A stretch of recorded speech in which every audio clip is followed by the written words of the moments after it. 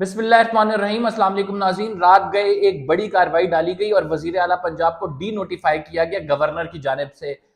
इस कार्रवाई में सहूलत कारी किसने फराम की और आज सुबह एक बड़ी कार्रवाई और मजीद डाल दी गई है।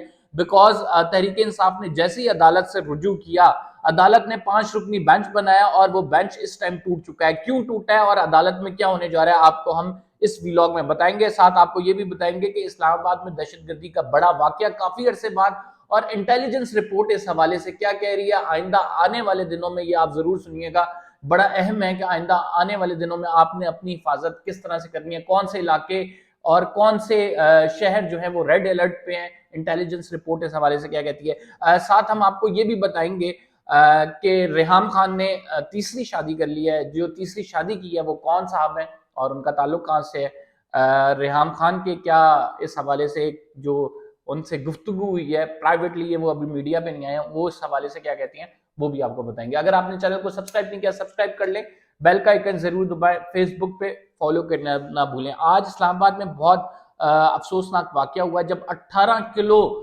जो है बारूदी मवाद लेकर एक शख्स, एक जोड़ा जो कि एक आप ये कह सकते हैं एक फीमेल थी एक मेल था, वो एक टैक्सी में सफर कर रहे थे और टैक्सी में इस्लामाबाद की तरफ आ रहे थे। I-10 के इशारे पे उनको रोका गया और I-10 के इशारे पर जब उनको रोका गया तो चेकिंग का कहा गया। जब चेकिंग का कहा गया उन लोगों ने अपने आप को एक्सप्लोड कर लिया, खुदकुश हमला आवर थे। 18 किलो बारूदी मवाद उसमें मौजूद था और उस टाइम 4 पुलिस वाले वहां पे चौकी पे मौजूद थे, जिसमें अदील हुसैन साहब जो हमारे हीरो हैं, जिन्होंने अपनी जान का नजराना पेश करके इस्लामाबाद के बेशतर शहरियों को बचा लिया। क्योंकि एक बड़ी कार्रवाई का मैं आपको बताऊं, कल जब मैं नेशनल असेंबली गया तो थ्रेट इस तरह था कि नेशनल असेंबली में मेरा 3 से 4 दफा आइडेंटिटी कार्ड समेत न्यूज का कार्ड चेक हुआ है। बिकॉज इसकी रिपोर्ट पहले से मौजूद थी और ये हमारे इदारों को पता था कि कार्रवाई हो सकती है इस्लामाबाद के अंदर। इस्लामाबाद में जो लोग रह रहे हैं उनको एक्स्ट्रा केयर की राइट नाउ जरूरत है, बिकॉज आइंदा आने वाले दिन बड़े इंपॉर्टेंट हैं। और आइंदा आने वाले दिनों के हिसाब से अगर देखा जाए, इंटेलिजेंस शेयरिंग देखी जाए तो 3 बड़े शहर हैं जिसमें कराची, लाहौर, इस्लामाबाद और पेशावर, चौथा पेशावर जो प्रोविंस कैपिटल भी है और विफाक का कैपिटल, फेडरल कैपिटल भी है। इनमें जो है वो कार्रवाई का इंदिया दिया गया है। इनमें कार्रवाई के लिए थ्रेट्स जो है वो दहशतगर्दों की जानिब से जारी किए गए हैं। यही वजह है कि नेशनल असेंबली की सिक्योरिटी इनहांस कर दी गई है, सुप्रीम कोर्ट की सिक्योरिटी इनहांस कर दी गई है और आज जो एक वाकया हुआ वो इसी सिलसिले की एक कड़ी है। वो तो हमारी सिक्योरिटी फोर्सेस, हमारी पुलिस ने उसको नाकाम बना दिया। और आप ये देखें कि उसमें 3 पुलिस वाले हमारे जख्मी हुए हैं जो कि अभी पेम्स में जेरे इलाज हैं। एक शहादत हुई है, जो टैक्सी ड्राइवर था जो चला रहा था वो बेचारा भी शहीद हो गया है। और आपको ये भी बताएं कि इस तमाम मामले की जो पुलिस राइट नाउ इंक्वायरी कर रही है, इसमें जो हाथ नजर आ रहा है वो टीटीपी का नजर आ रहा है, पाकिस्तान तहरीक तालिबान पाकिस्तान, जिसने ऐलान जंग किया हुआ है पाकिस्तान के खिलाफ, पाकिस्तान की सिक्योरिटी फोर्सेस के खिलाफ। और मैंने आपको इसका बैकग्राउंडर दिया था कि ये बेसिकली कह रहे थे कि वाना और वजीरिस्तान के इलाके कुछ हमारे हवाले किए जाएं।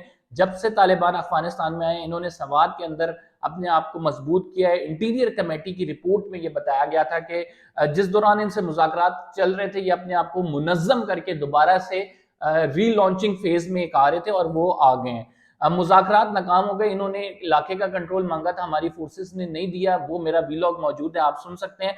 और इसके बाद फिर इन्होंने बाकायदा दहशतगर्दी की कार्रवाइयां शुरू कर दी और अब आगे इन्होंने कहा कि हम मजीद कार्रवाइयां करेंगे। अल्लाह पाकिस्तान पे रहम करे।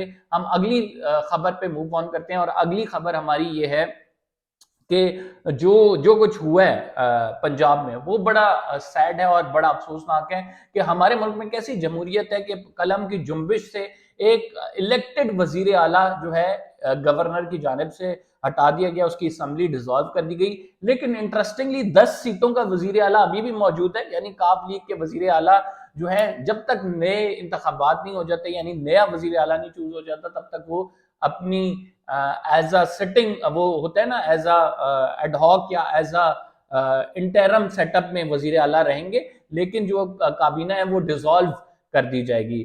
लेकिन इस तमाम मामले को लेकर रात गए ये किस तरह से कार्रवाई डाली गई देखेंगे। जो सेक्रेटरी होता है उसके जरिए ये नोटिफिकेशन निकाला जाता है और सेक्रेटरी, आपको पता है कि सेक्रेटरी मौजूद थे जब अदम एतमाद की तहरीक जारी थी। سیکٹری صاحب رات کے 9 بجے موجود تھے. کس نے انہیں کہا؟ وہ تو پرویز الہی صاحب کے سیکٹری تھے. کس نے انہیں کہا کہ وہ رات 9 بجے موجود ہوں؟ اب 12-1 بجے کارروائی ڈالی گئی. تو اس پہ سوال اٹھتا ہے کہ سیکٹری کس طرح سے موجود تھے. اس کے بعد دوسرا سوال یہ اٹھتا ہے کہ آپ رات کے 12-1 بجے ادارے ہاں کہتے ہیں پھر ہم اے پولیٹیکل ہیں. رات کے 12-1 بجے یہ کس طرح سے کارروائی ڈال دی گئی؟ پھر رینجر جو ہے وہ گورنر ہاؤس کے باہر ہے, ایف سی آپ نے بلا لی ہے تاکہ وہاں پہ بھی کوئی احتجاج وغیرہ نہ کرے, وہاں پہ کوئی کیوس کریٹ نہ ہو اور گورنر کی سیکیورٹی کو آپ یقینی بنا سکیں. تو کیا گورنر راج لگانا چاہتے ہیں؟ ڈی نوٹیفائی آپ نے کر دیا ہے.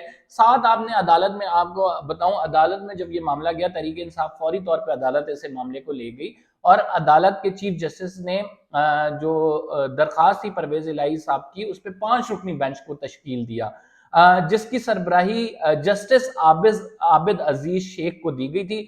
بینچ میں کون کون شامل تھا میں آپ کو بتا دیتا ہوں. بینچ میں جسٹس محمد اقبال شامل تھے, بینچ میں جسٹس طارق سلیم شیخ شامل تھے, بینچ میں جسٹس فاروق حیدر اور بینچ میں جسٹس مزمل اختر شبیر شامل تھے.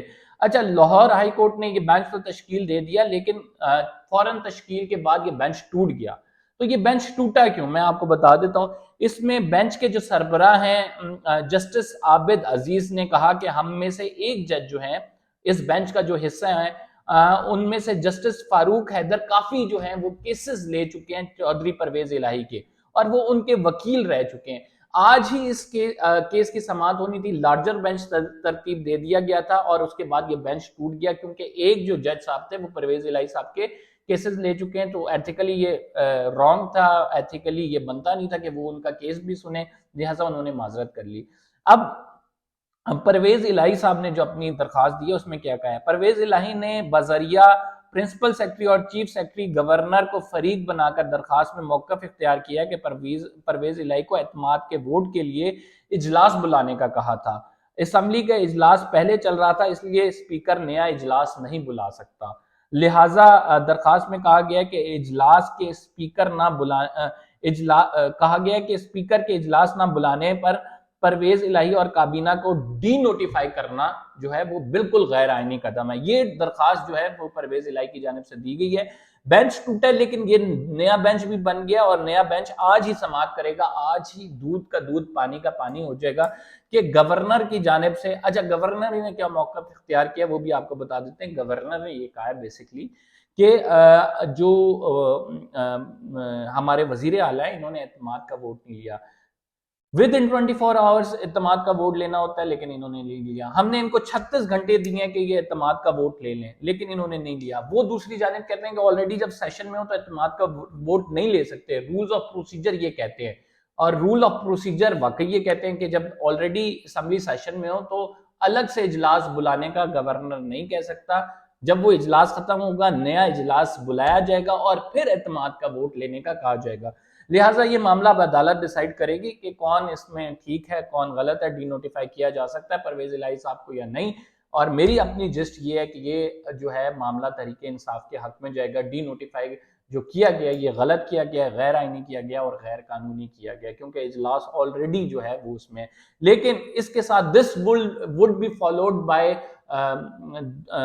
آپ یہ کہہ سکتے ہیں ووٹ آف کانفیڈنس. پرویز الہی صاحب کو ووٹ آف کانفیڈنس کرانا ہوگا.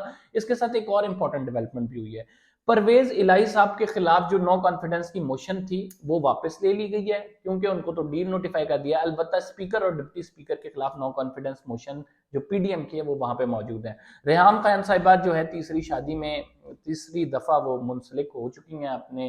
بلال مرزا ان کے شوہر کا نام ہے. بلال مرزا صاحب جو ہیں یہ میمکری آرٹسٹ ہیں, یہ جو ہے فیشن ماڈل بھی ہیں اور بلال مرزا جو ہیں بتایا یہ جاتا ہے کہ ان کا کافی عرصے سے ریحام خان سے معاشقہ چل رہا تھا اور وہ فائنلی کنورٹ ہو گیا آپ کو پتہ ہے کہ میرج میں, اور وہ اناؤنس کر دی گئی ہے ریحام خان کی جانب سے.